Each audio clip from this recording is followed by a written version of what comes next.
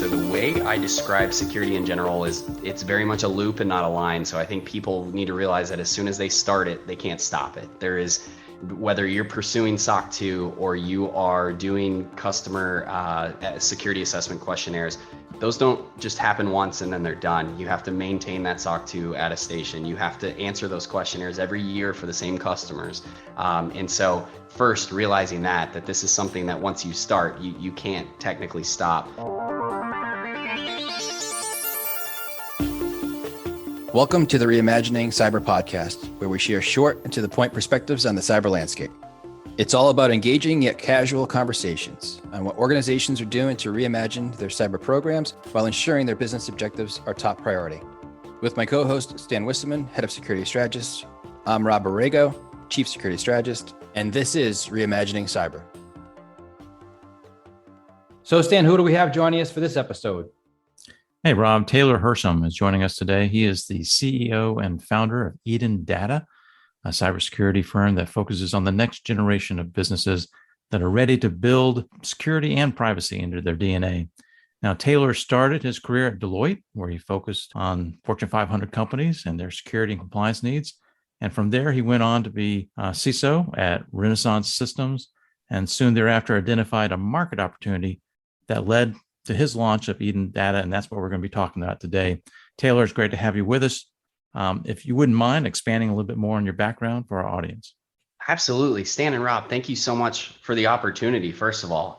You did a great job, Stan. I don't have too much more to add. Sold my soul to the Big Four, started there and was doing IT audit, realized how awful that was, and transitioned into cybersecurity right when it was becoming pretty popular. And was able to learn a lot of things in a short period of time and touch a lot of cool brands in the Fortune 500 space. And then when I took my position at RSI as a CISO, I was definitely learning as I was drinking through a fire hose, essentially, and was able to work on internal security and then also start to get a taste of building security for other programs and other companies. So I made the brilliant decision of quitting my job the week before COVID started, and that was a fun adventure. So Eden Data kind of spurned by accident from that, and I had started to figure out, I had built on Upwork and realized, oh my goodness, the startup space specifically, there's just a lot of opportunity here. There's a lot of companies out there that need the help with security. They don't want to pay for the Big Four. They don't want to pay the big corporations. And there's this issue of consulting firms that right. I mean, you were working, as you said, you sold your soul. You were working for one of those Big Fours that pretty much serves that larger enterprise. And I guess that's the gap you identified, right? The fact that you had these smaller firms that have similar needs, but just can't afford those kind of consulting rates. Exactly. Yep. And even just I'm going to charge by the hour and take as long as humanly possible to do everything. That model doesn't work so well either, whether you're Big Four or even the boutique consulting firms that are doing that. But specifically, I think, what we'd love to talk to you about is that service that you're providing, that's being labeled by yourself and others as the virtual CISO. And so can you expand on what that is and why you think there's a need, especially for the SMB market?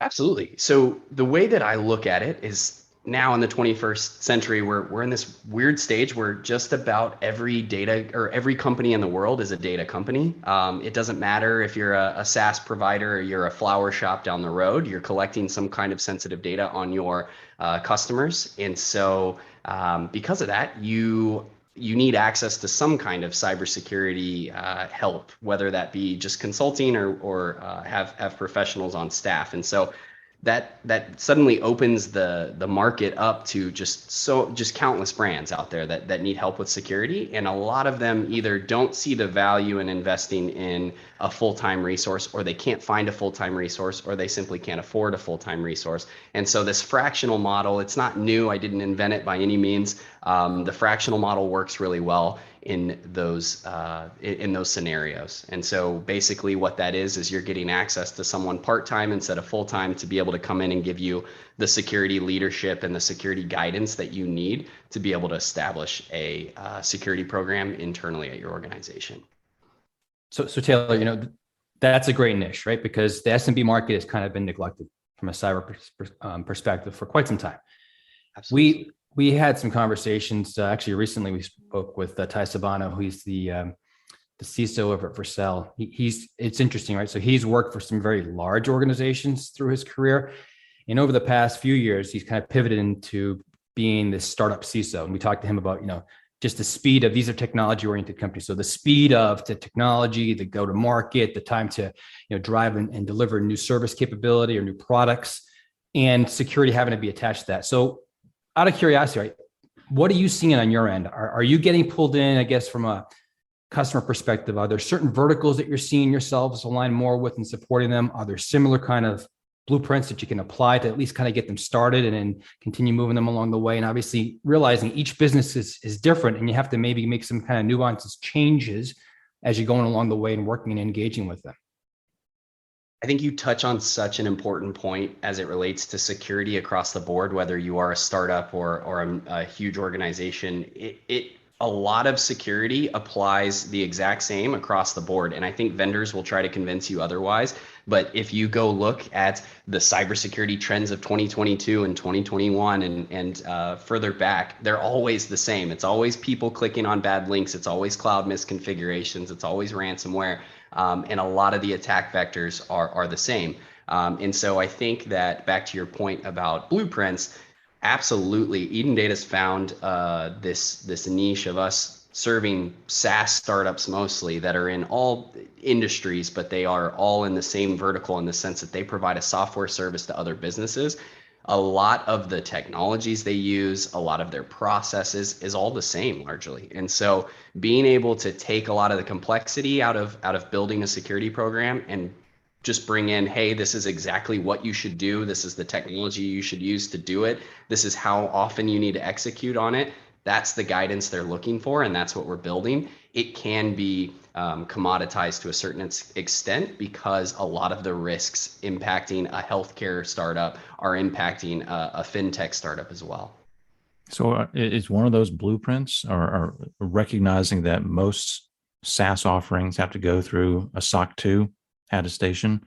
Are you looking at, for example, SOC 2 controls and saying, hey, this is at least a minimum set of things you need to be thinking about? All day, every day, Stan. Yes, SOC 2 is huge in the startup community. I think basically in the US, it's SOC 2. Beyond the US, it's of course ISO 27001. But everybody and their mother is asking for a SOC 2 attestation report these days. And so these poor startups, down to even just a few employees, are already being demanded of their customers and their prospects that you need to have a SOC 2 report in place.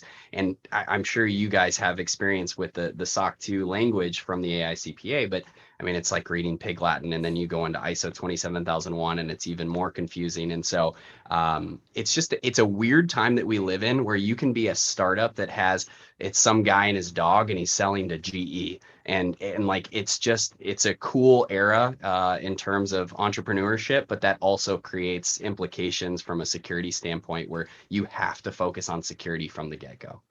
So, go ahead, Rob.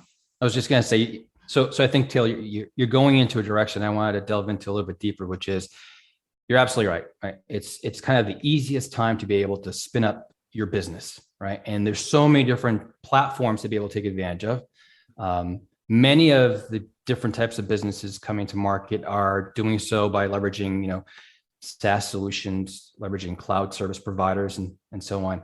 I wonder, how many times are you guys kind of getting pulled in after the fact? And what I mean by after the fact is, this organization has come up online. They're using, pick a CSP. They think they have kind of the quote unquote inherent security controls all covered and they're in great shape, and they don't have any worries about cyber. And then all of a sudden they realize, whoa, this is a shared responsibilities model. I do have some skin in the game.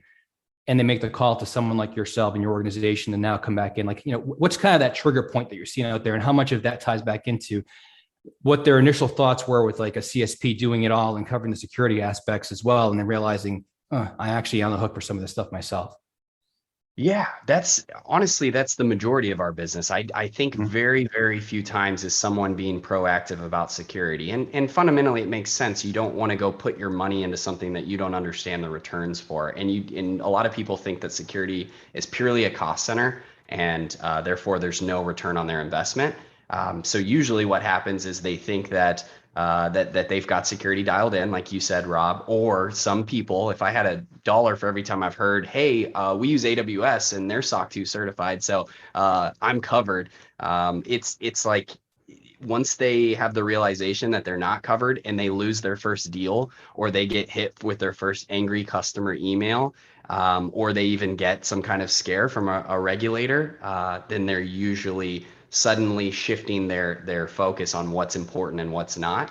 Um, Interestingly enough, it's usually not the first deal that they lose. It's got to be like the third or fourth. They start to realize oh my gosh, I'm starting to lose a lot of deals, and they're all coming in at once, and all of a sudden everybody's talking about SOC 2, and then they talk to vendors and they realize this is a 4 to 6 month like investment for you to be able to At even get least, at started, least. Yeah. and you're just so far behind the eight ball that you're jeopardizing a lot of deals, and it seems like it happens instantly.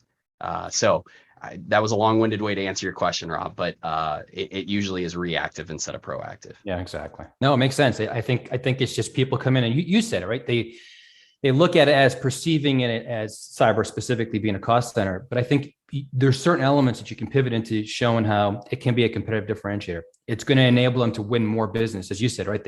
It's that second, maybe third, maybe fourth contract that they just lost and realized, whoa, we're losing because we're not meeting the security requirements needed of that organization. Hence, that's a great example of saying, let me enable the business and support you this way. Yes. And I think the only thing I would add to, Rob, is another element that oftentimes we see, and it breaks our heart, is that they will think they can take on SOC 2 by themselves. And so they will, and this is like, actually SOC 2 is just an example. I think they can take on security by themselves. And suddenly, if you go through a SOC 2 audit and you have a material finding and your report is qualified, like that loses deals. That ends up being even worse than saying, "Hey, we're preparing for SOC 2 and we're investing in it and we'll be done by this date." We see that quite a bit where someone already comes to us with a black eye and has to fix the fallout that was created by that. So circling back to the virtual CISO role, I had the opportunity to serve as a CISO, but it was a larger organization.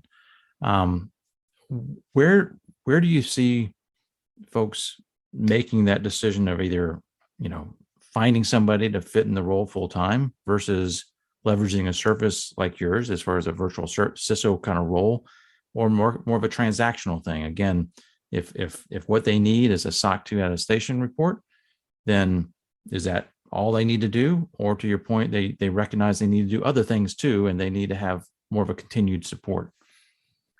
Yes, that's a fantastic question, Stan. So the way I describe security in general is it's very much a loop and not a line. So I think people need to realize that as soon as they start it, they can't stop it. There is, whether you're pursuing SOC 2 or you are doing customer security assessment questionnaires, those don't just happen once and then they're done. You have to maintain that SOC 2 attestation. You have to answer those questionnaires every year for the same customers. And so first realizing that this is something that once you start, you can't technically stop.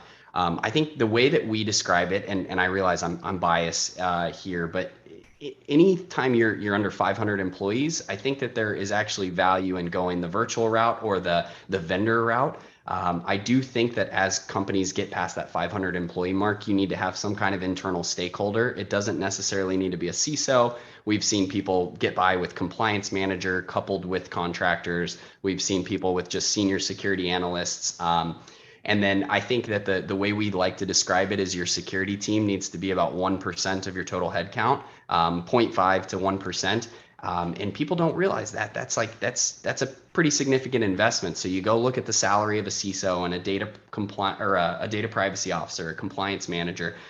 They start to add up a lot. And I truly believe that especially for the startup and scale up market, you can replicate and use a lot of you can usually get more value out of contractors than you can out of hiring full time. And the reason I say that for the security industry specifically is because there is a ton of volatility. There is the whole issue of people getting poached left and right, and people being unfulfilled because we're all humans, that is exacerbated in the security space. And then of course the fact that people get overworked in this area, and so you start to invest a lot of money into resources that aren't all that reliable. And I don't mean that to knock on CISOs or security professionals by any means, but it's the reality that we're seeing. And so at least with vendors, you have that ability to get dedication. People will, I guess, always take your money, for lack of a better term. And so usually the smaller companies can get by for a long time with using third parties. Taylor, one of the things that I'd like to kind of get your thoughts on, and it'd be interesting to hear how you're working with your customers on this, is around the topic of cyber insurance, right? And we've seen such major changes in this past year and the costs associated to policies, and they're really turning up the screws and increasing the requirements, right? Of course, but also now that means these organizations, a lot of them that you're working with, are now needing to put further investment into some different tooling and so on and so forth. What role do you play? Do you come in and kind of even negotiate some of those different policies? Do you go through and you work out of curiosity with maybe some other third parties that kind of have tying with cyber insurance plus solutioning tied together? Just out of curiosity, kind of what's the world of cyber insurance as it relates to the customer base you're engaged with? Yes, we are pulled in on the cyber insurance discussions because we usually are the ones filling out the application, at least on the supplemental side. So filling out the questionnaire on what's in place today. And then we're typically working with the cyber insurance provider to say, hey, what do we need to change in the near term to be able to lower this rate? And then we're usually using the discretion of the insurance provider to be able to provide a quote on how much coverage a customer needs. And it's kind of tied, ultimately, people think it's tied to revenue. And the way that we look at it is actually tied to how many records you hold, how many production records of PHI, PII that you hold. And there's a calculation that we do to be able to produce an estimate on how much insurance you should be holding. We also help with this is something that people need to look out for, but a lot of the cyber insurance claims have gone up dramatically and they're removing coverage benefits. So a lot of them are trying to remove the clause about having an incident response team and being able to have, some of them will offer you discounts on endpoint solutions, on security solutions in general. But they're, as cyber insurance providers are losing their bums on all of these breaches, they're starting to get smart with their language and what they will cover and what they will not. We've seen some horror stories there, so we usually get involved on the post-mortem as well. So Taylor, our podcast name is Reimagining Cyber, and you've already discussed some of the aspects of where you think cyber is going, right? Your service around virtual CISOs is an example of rethinking what's needed and how to provide that as a service to customers, right? Where else do you think, the next phase of growth or change is occurring, and how are you going to help address it? Oh my goodness, I could probably go an hour here, but I'll talk a couple things, Stan. So one of the big trends that I am looking forward to is automation, in the sense of automating controls and procedures. So the biggest issue to security right now is human error and negligence. And so if we can remove some of those factors altogether and have a computer, have AI, or having that be automated in some facet, that would be ideal. And that's the direction we're moving. So you're starting to see a big push of GRC tools. You guys have been in the industry long enough to know, the former GRC tools were awful. They were, no offense if they're listening to today, and I won't say any names, but today you can get a GRC tool for as little as $500 a year. Their GRC has become very commoditized, and you now have the mechanism to build controls, policies, procedures, but they are also integrating into your AWS environment. They're integrating into your HR, into your background check provider, and they're starting to do automated checks and balances to see that you're facilitating and completing those and giving you that visibility then, right? To be able to Exactly. see, is your hygiene really where it needs to be? Exactly.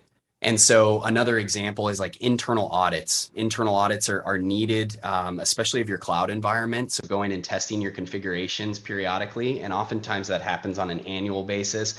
We and other companies have worked on ways to be able to automate that and to do more continuous internal audits, because internal audits, I know the word auditor scares everybody away, but those are the good guys and gals, because they can report a red flag before you go through the real test of an external audit.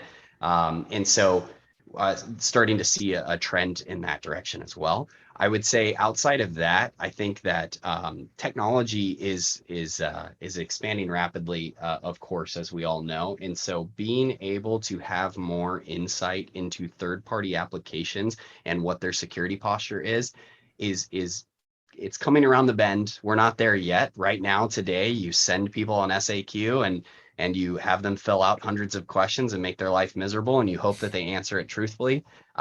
There is going to be a time when we are able to automate a good portion of that and check for the things that are actual risk objectives. Surprisingly, a lot of those SAQs haven't been updated in years. They're not tied to current risks at all. They're just asking every question under the sun. And honestly, they're a legal coverage. They're CYA more than anything. So that's another trend that we are seeing in the industry as a whole. Yeah, I think you hit some key points there, especially the topic of automation, right? Where the more that we can do to just kind of facilitate the customer, requirements and ensuring that they're really being much more efficient overall. GRC was a great example of that, right? It's kind of so repetitive. Why do we continue to do these things? And there's so many more additional opportunities to hook into these systems like HR, as you said, as being part of the whole kind of ecosystem of what GRC really should have been all along. So Taylor, talking about something that we've not discussed in all the different episodes we've done, which is really more of the SMB space, what the needs are of that space, right? And the business model that you've been able to develop and then take forward, right? I think it's just a great topic. It's a great service that you're offering back up to clients in that particular market segment. So we appreciate you coming on and sharing the story and sharing the path and journey you've taken on, and one that was very risky at the time, right, when you did it, but obviously it's worked out very well for you. So thanks again for coming on and sharing with us. Rob and Sam, thank you so much for the opportunity. It seriously means a lot. Thanks, Taylor. Thanks, Taylor. Thanks for listening to the Reimagining Cyber podcast. We hope you enjoyed this episode. If you would like to have us cover a specific topic of interest, feel free to reach out to us, and you can find out how in the show notes. And don't forget to subscribe. This podcast was brought to you by CyberRes, a micro-focused line of business, where our mission is to deliver cyber resilience by engaging people, process, and technology to protect, detect, and evolve.